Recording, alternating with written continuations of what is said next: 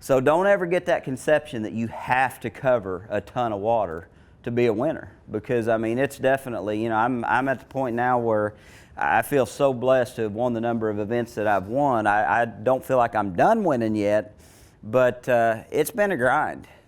You get on into my approach, and everybody's going to have to approach it a little bit different. But as far as the way I look at it, if I'm fishing in practice, the key to me is not really grinding it out in a specific area in practice. I want to cover a ton of water in practice.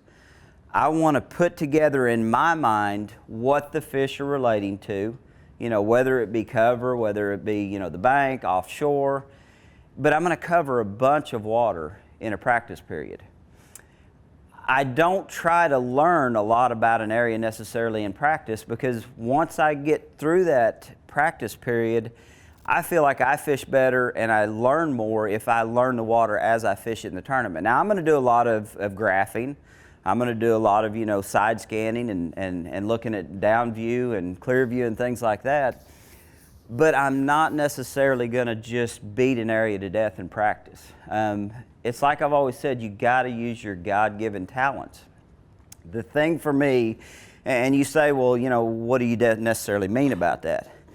I mean, sight, smell, and feel to me are huge. And when you start talking about what you see, it's what you see on your electronics. It's what you see visibly around you, whether you see shad on the surface, whether you see fish chasing bait.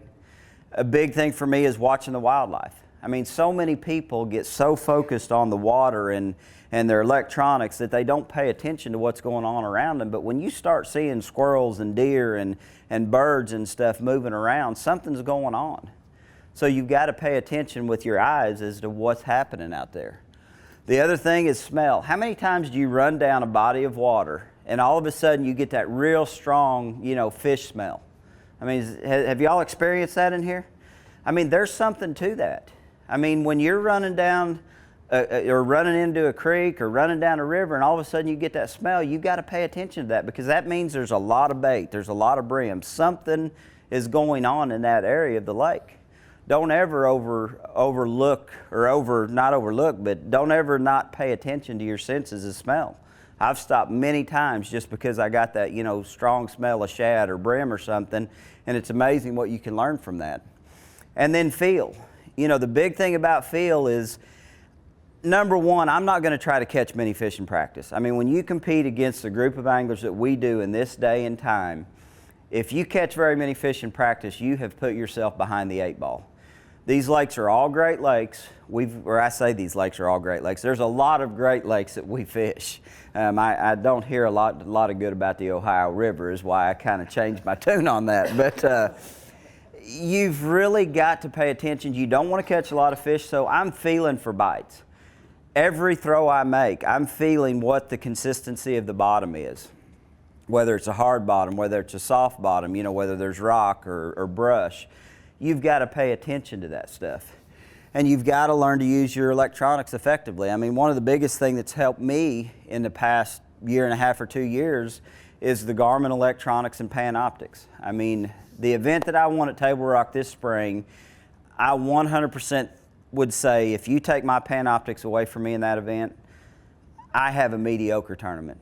There's no way in the world I win that event without the use of Panoptix. When I could look out in front of me and keep track of where the bait fish were, or see those isolated targets before I ever got to them that were underwater, it 100% allowed me to win that event. I couldn't catch them vertically.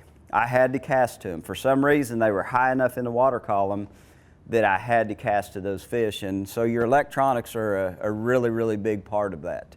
Like I said, when you smell that smell, you're usually encountering shad or brim, or you're just encountering an area of the lake that there's a lot of activity and a lot of fish in. I know for years, I used to go fish sections of the lake that I was familiar with, and you'd look at your electronics and you would try to convince yourself something's wrong with them because I'm not seeing anything. Fish move around and migrate. And generally when you're in an area where there's a lot of fish, and it doesn't always equate to be just bass, but whether it's bait fish, brim, crappie, you're going to be smelling something in the area when you're fishing the right kind of areas. So definitely pay attention to that. Next slide.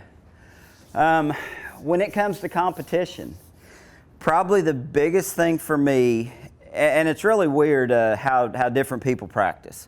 Whether you try to establish a pattern or if you're trying to establish, maybe just a section of the lake that you're going to fish based on what you've seen in practice is really key. I know for some reason.